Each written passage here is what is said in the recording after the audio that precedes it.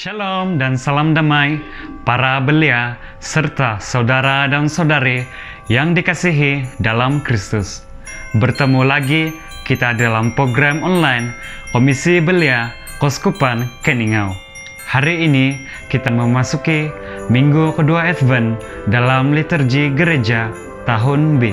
Pada hari ini, tanggal 6 Desember, kita merayakan pesta seorang santo yang sangat baik hatinya, yaitu Santo Nikolas dari Myra.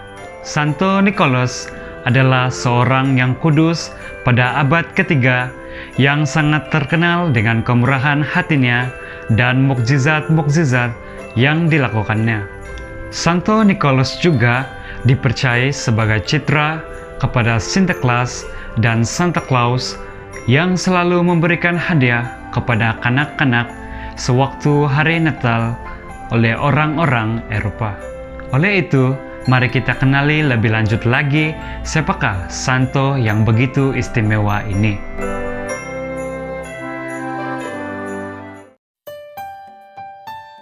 Nikolas lahir di Asia Kecil pada abad ketiga di sebuah kota bernama Patara dan tinggal di Myra, Lycia.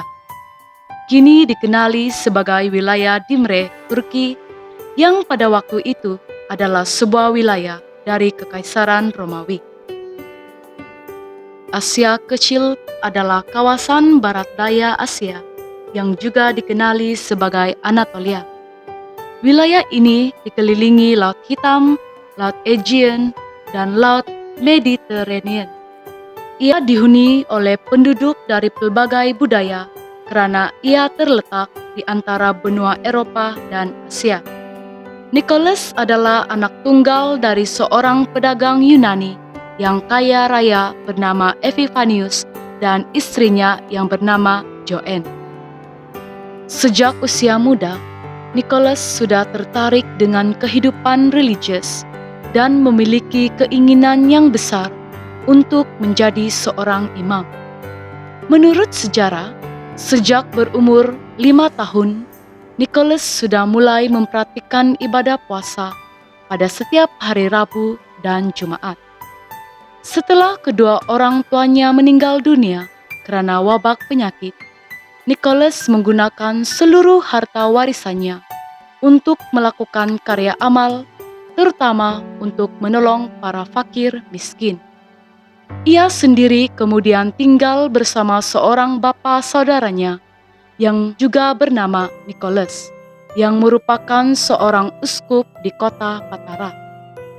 Bapa saudaranya inilah yang mendidiknya, lalu mentabiskannya sebagai seorang imam.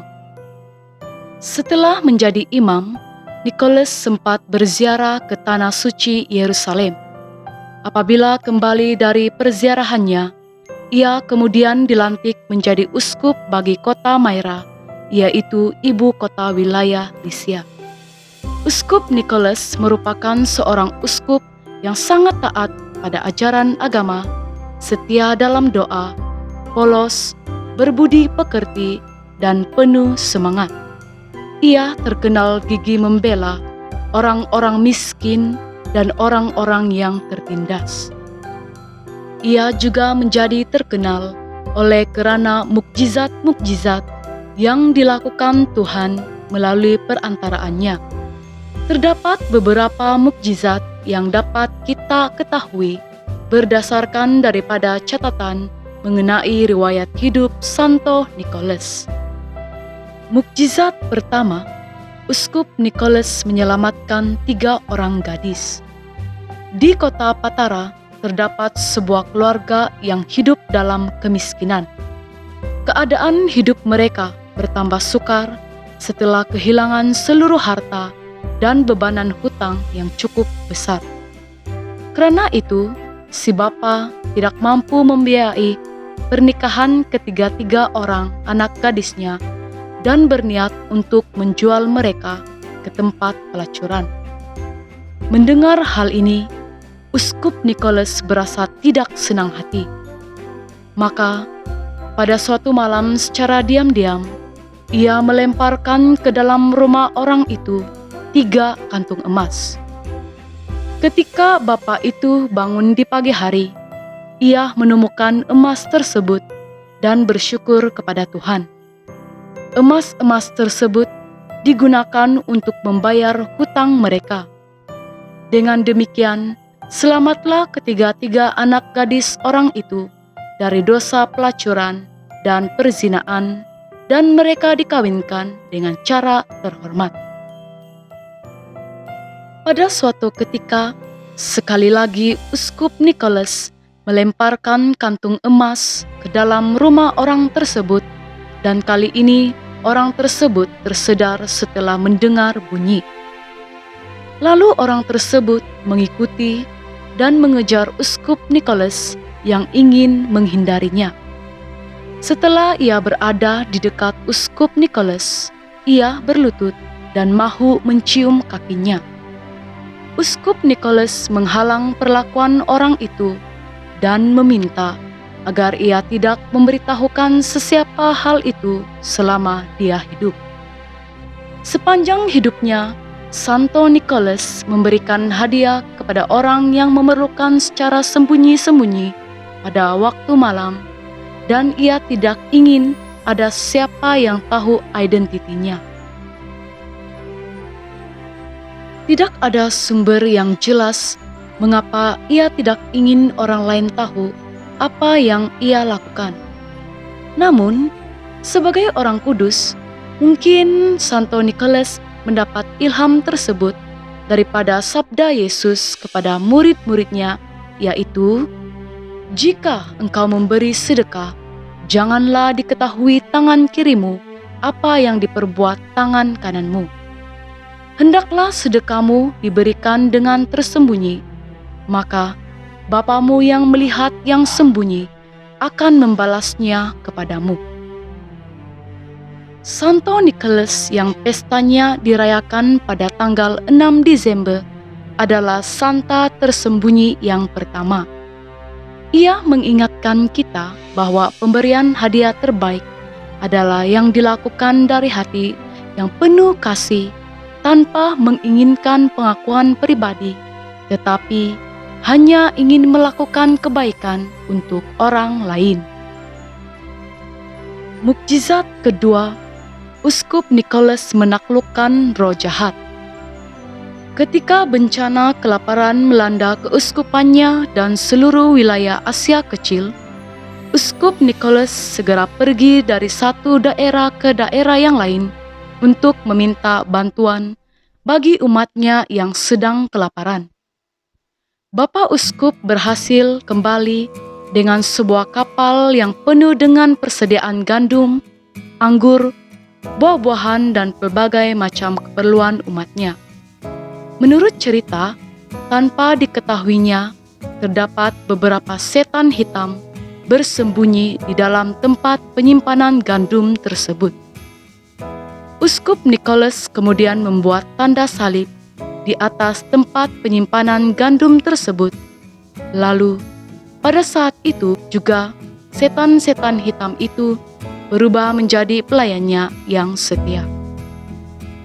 Mukjizat ketiga, Uskup Nicholas mengancam Kaisar Konstantin dalam mimpi.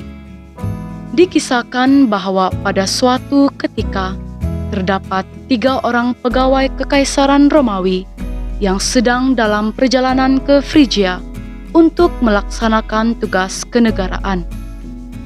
Ketika mereka bertiga kembali ke Konstantinopel, mereka ditangkap dan dimasukkan ke dalam penjara atas tuduhan palsu dari Ablavius, yaitu ketua pegawai kekaisaran pada waktu itu. Ketiga-tiga orang pegawai ini kemudian dijatuhi hukuman mati oleh Kaisar Konstantin. Mendengar bahwa mereka akan dihukum mati, ketiga-tiga pegawai itu pun menjadi putus asa. Namun, di tengah keputusasaan itu, mereka tiba-tiba teringat akan Uskup Nicholas dan perbuatan-perbuatan ajaib yang dilakukannya. Lalu, mereka pun berdoa kepada Tuhan untuk membebaskan mereka melalui perantaraan Uskup Nicholas. Dan menurut legenda, setiap malam pada saat mereka sedang berdoa, saat itu pula Uskup Nicholas muncul dalam mimpi Kaisar Konstantin dan Ablavius, meminta serta mengancam mereka untuk segera membebaskan ketiga-tiga pegawai yang tidak bersalah itu. Setelah 3 hari berturut-turut mengalami mimpi dan ancaman yang sama, akhirnya ketiga-tiga pegawai yang tidak bersalah itu pun dibawa ke hadapan Kaisar untuk dibicarakan. Ketika Kaisar Konstantin mendengar bahwa ketiga-tiga orang pegawai itu berdoa dan memohon pertolongan dari Tuhan melalui perantaraan Uskup Nicholas, ia segera membebaskan mereka dan mengutus mereka kepada Uskup Nicholas beserta surat permohonan agar Bapak Uskup tidak lagi mengancam Kaisar, melainkan berdoa bagi Kaisar dan kerajaan. Uskup Nicholas juga adalah seorang uskup yang gigih memperjuangkan dan mempertahankan kebenaran iman. Ketika terjadinya penganiayaan terhadap orang-orang Kristen, umat Kristen di Keuskupan Myra juga tidak terkecuali dikejar dan dianiaya.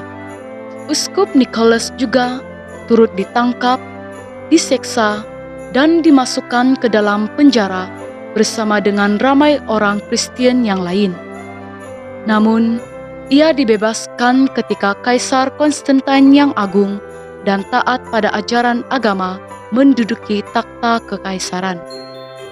Selain itu, Uskup Nicholas juga gigih mempertahankan kemurnian ajaran gereja terhadap serangan bid'ah, ajaran sesat, Arianisme. Beliau menghadiri Konsili Nisia pada tahun 325 dan menjadi salah satu uskup yang merumuskan dan menandatangani Credo Nisia atau Syahadat Nisia. Berkat usaha gigih Uskup Nicholas, Keuskupan Myra tidak terpengaruh sama sekali oleh ajaran sesat Arianisme ini. Uskup Nicholas meninggal dunia pada tanggal 6 Desember tahun 343 ketika berusia 73 tahun di keuskupannya, yaitu Keuskupan Myra, dan dimakamkan di katedral kota tersebut. Pada tahun 1087, karena khawatir akan adanya pencerobohan di Turki, para pelaut dari kota Bari, Italia di Apulia, membawa sebagian relik Santo Nicholas dari makamnya di Katedral Myra ke kota Bari, Italia. Sebagian reliksnya telah diambil oleh orang-orang Venesia pada masa Perang Salib Pertama dan dibawa ke kota Venesia. Di kota Bari, Bapak Suci Urban II kemudian mendirikan sebuah basilika yang megah kini disebut Basilika di Saint Nicola ataupun Basilika Santo Nicholas sebagai tempat penyimpanan relik Santo Nicholas. Upacara pemberkatan basilika ini dan penyimpanan relik Santo Nicholas dipimpin oleh Bapak Suci Urban sendiri. Sebuah gereja juga dibangun di kota Venesia sebagai tempat penyimpanan sebahagian relikwi Santo Nicholas. Gereja tersebut dikenali dengan nama Gereja Saint Niccolò a Lido yang kini dikelolakan oleh para biarawan Fransisken. Tradisi Santa Claus, kemurahan hati Santo Nicholas, dan kisah bagaimana ia menolong 3 orang anak gadis telah melahirkan tradisi yang menggambarkan Santo Nicholas sebagai penyayang kanak-kanak. Perkara ini telah membawa kepada munculnya tradisi sekuler maupun gerejani di pelbagai negara.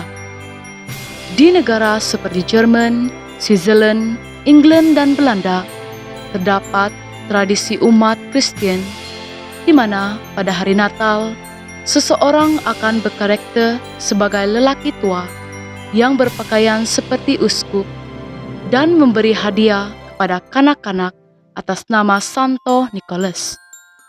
Di wilayah Amerika, Tradisi ini diperkenalkan oleh orang-orang Belanda Protestan yang mengubah figura Santo Nicholas, Santo Katolik ini menjadi seorang datu dari kutub utara yang bernama Santa Claus atau Sinterklas.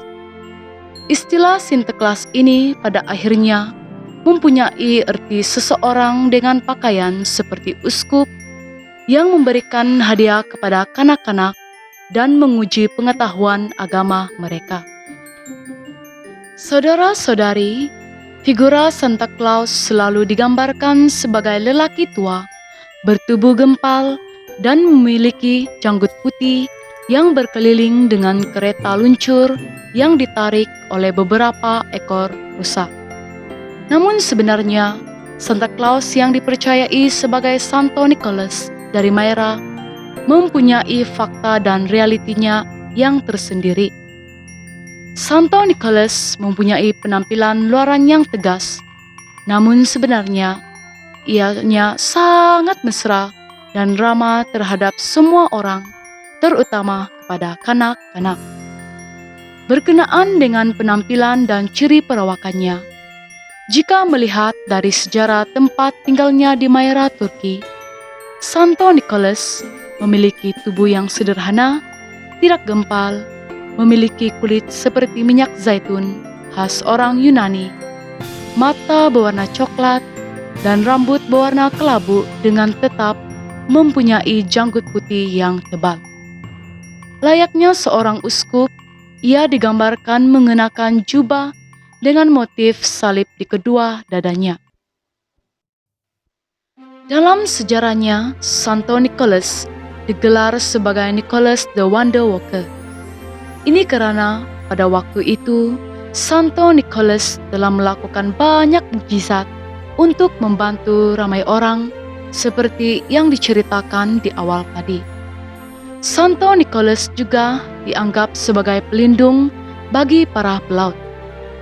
Pengembara termasyhur bangsa Viking yaitu Erik the Red dan anaknya Christian Leif Erikson adalah orang Eropa pertama yang menemui Greenland, yaitu pulau terbesar di dunia.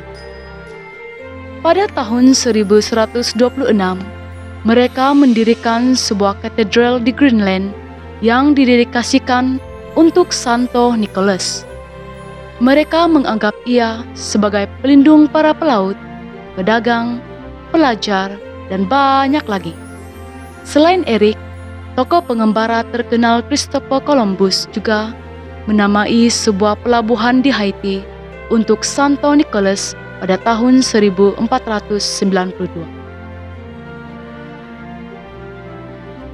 Saudara dan saudari, rekan-rekan belia yang dikasihi, demikianlah tadi kita kenali Santo Nicholas dari Myra, yaitu seorang uskup dan pembela iman.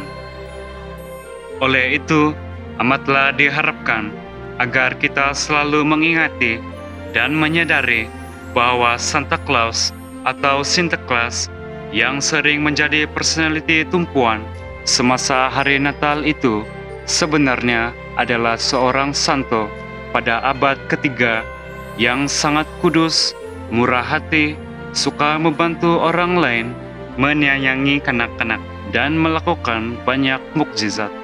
Tuhan memberkati. Santo Nicholas dari Myra, doakanlah kami.